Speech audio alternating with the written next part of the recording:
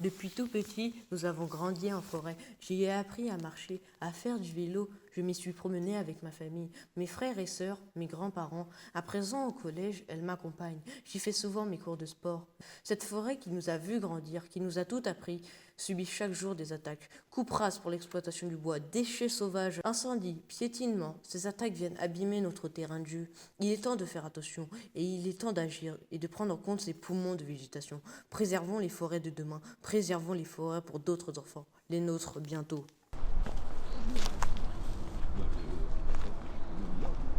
Alors pour moi, si la forêt disparaît, ça a un impact très grave parce que c'est une forêt qui a un très beau patrimoine et qui a une diversité très ouverte. On peut retrouver plein d'endroits dans la forêt de Fontainebleau différents où il y a la faune et la flore qui sont protégées et on doit respecter ça. Et d'un point de vue aussi, pour moi, j'aime beaucoup l'escalade, donc c'est vrai que c'est un des endroits au monde où il y a les meilleurs rochers pour pouvoir le pratiquer. Et du coup, si ça disparaît, on perd énormément de choses, que ce soit en termes d'une beauté de la forêt ou alors dans le sport de l'escalade, une grosse perte.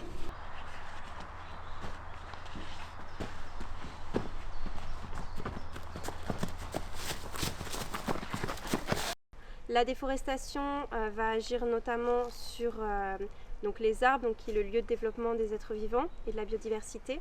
On observe de plus en plus de coupes intempestives en forêt de Fontainebleau. La pollution va agir plus indirectement, mais également sur les organismes aériens ou alors sur les amphibiens notamment qui sont beaucoup touchés. Alors depuis quand la forêt de Fontainebleau est-elle protégée ? Alors elle est protégée depuis la deuxième moitié du 19e siècle. Il faut savoir que c'est la première réserve naturelle qui a été créée dans le monde.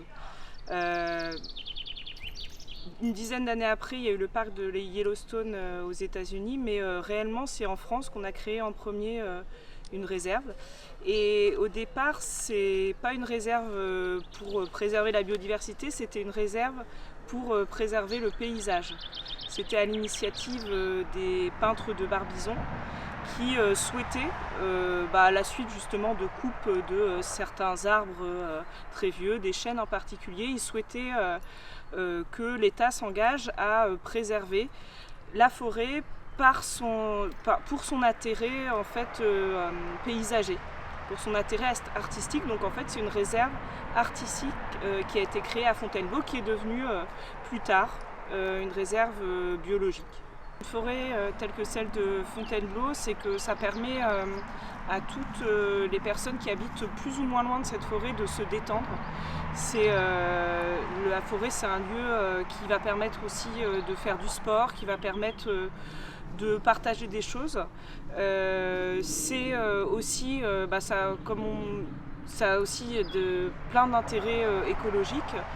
Et ce qu'on peut dire, c'est qu'il faut quand même se réjouir parce qu'on a la chance d'avoir auprès de nous la forêt de Fontainebleau avec toute sa diversité, sa beauté.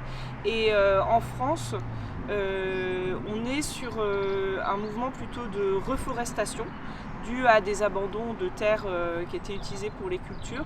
Donc on a finalement de plus en plus de forêts en France qui ne demandent qu'à accueillir ceux qui le veulent.